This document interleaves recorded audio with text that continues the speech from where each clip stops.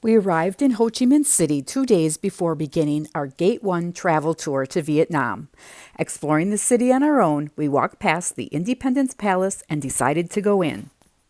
During the Vietnam War, the Independence Palace served as the residence and office of South Vietnamese President Nguyen Van Thieu.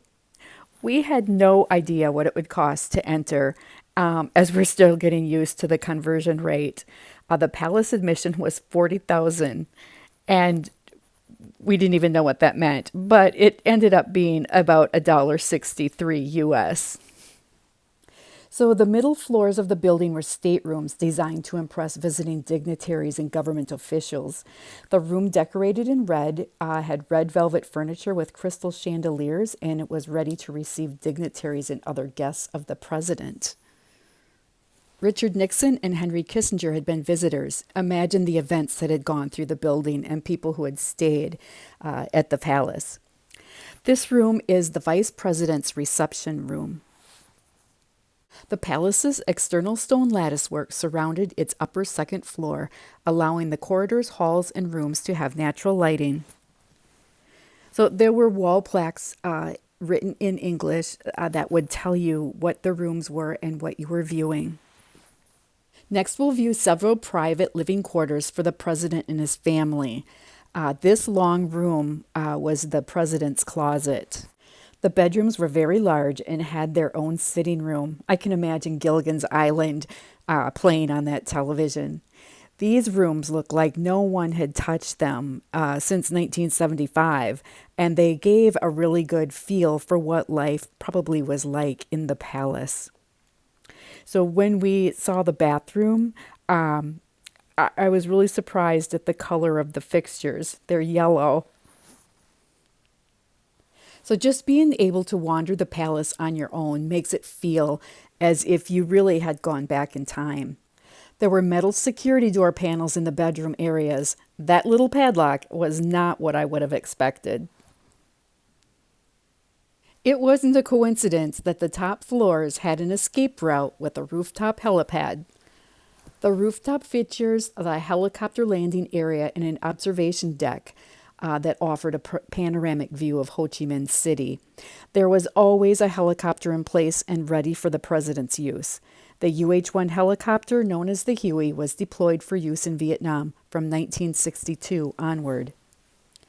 This was the site of the famous evacuation of the last Americans from Saigon on April 30th, 1975, which marked the end of the Vietnam War. The sign painted in red block letters inside the circle reads, "At 8:30 a.m., April 8th, 1975. The lieutenant threw down 2 bombs at the target right here."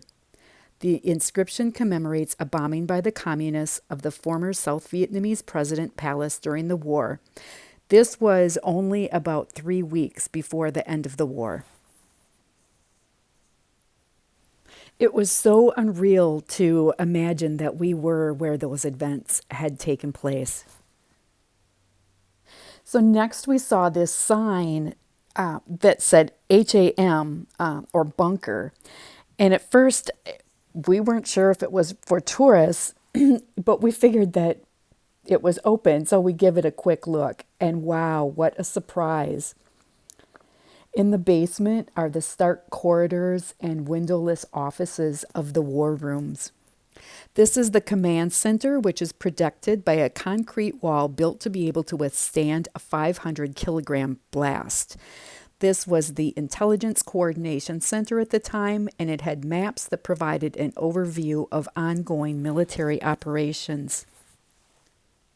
This was the palace's main receiving station for coded intelligence messages. It could easily be used for national radio broadcasts in times of emergency.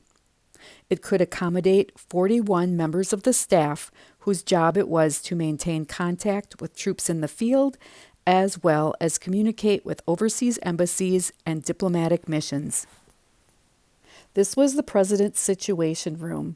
The various maps here kept track of the unfolding tactical situation along with maps of the war's progress. There's even the cot that the President used to sneak in a short nap during hectic military campaigns. Even though we saw many areas, there are still some that remain secret. This is a restored U.S. Jeep of the same model as the one that was used to transport the president on April 30th, 1975, to the Saigon radio station to read the Declaration of Surrender at noon.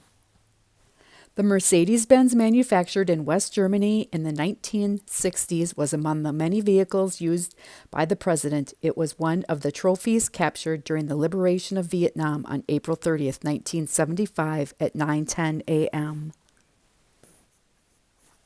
There was also a shooting gallery that was located in the bunker. At 10:45 on April 30th, 1975, Tank 843 of the North Vietnamese smashed through the auxiliary gate of the palace. Shortly thereafter, Tank 390 flattened the main gate and advanced on the palace and ended the Vietnam War.